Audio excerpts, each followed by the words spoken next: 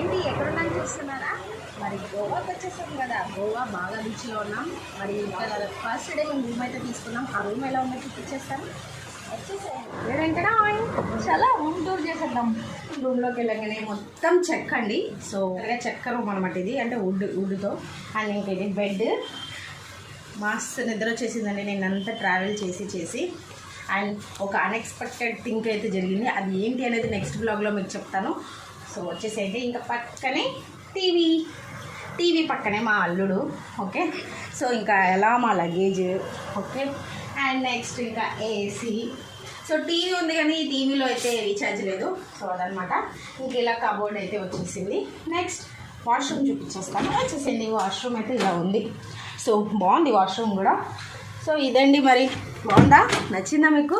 ఇంకా సబ్స్క్రైబ్ చేసుకునే వాళ్ళు సబ్స్క్రైబ్ చేసుకొని మరి గోవా బ్లాగ్స్ వస్తుంటాయి. బాయ్.